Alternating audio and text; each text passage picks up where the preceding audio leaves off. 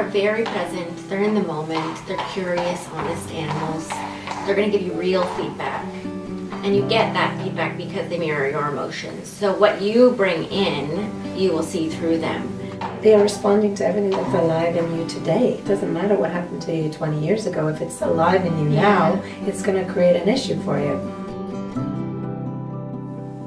And yet the horse isn't thinking about what happened 20 years ago. They don't know and they don't care. What they are mirroring is what is happening right now. Mm-hmm. And that's really what's relevant for us. That's what trips us up, is the things that are alive in us that we're not aware of. We bump into those things. They interrupt our relationships. They can undermine our day, our feelings, but if we can have access to them and work with them slightly differently, they don't then create barriers for our world, but rather they allow us to open up and receive relationship. We don't ride the horses in this program. It's 100% on the ground, which makes it really accessible to a wide range of people.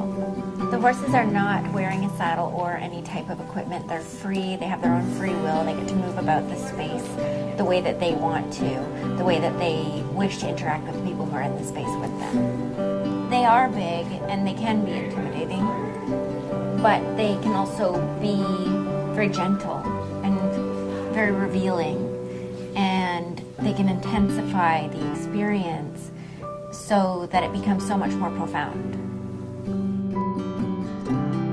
Within a few minutes of interacting or being there with the horses, people start to feel some pretty significant feelings. So what we tend to do is we'll shut down negative feelings, painful feelings, or we'll distract ourselves from them. In doing so, they get bigger. This gives you an opportunity where the feelings come up and you can learn to be with them, be curious. And when we're with feelings, which means give them space, then they can settle. And we see this reflected in the interactions with horses. If we're resisting feelings and we're struggling with something that's very negative or painful, the horses tend to reflect that by being more distant and aloof. But when we can be vulnerable and allow the feeling to come up, what we've seen pretty typically is the horses move in and are very responsive to people. There was one client who very quickly was feeling that she was being rejected by the horses, that they weren't interested in her. She said that she was comfortable with that. She's used to rejection in her life. However, when she allowed herself to be vulnerable and she stayed with that feeling, the horses came directly to her. And she was very tearful because that was something very new for her, to actually experience connection in a place of great vulnerability.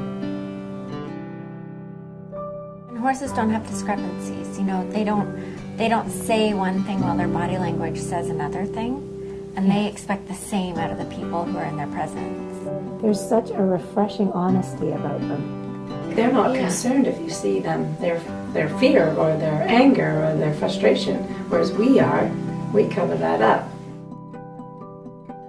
We work as a team with the horses while I'm paying attention and tracking where people are emotionally. I'm tracking what the horses are doing and how they're reacting to the people. We're looking for that shift, where people shift from resisting feelings to accepting and allowing feelings. When we are accepting and present with ourselves, we allow the horses to come towards us.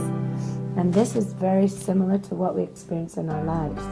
When we have our own internal hostility going on, we shut out the world and we limit possibilities of connection. But when we can be with ourselves, we're there to be in relationship with the world, with ourselves, and with each other. I think the horses teach us that.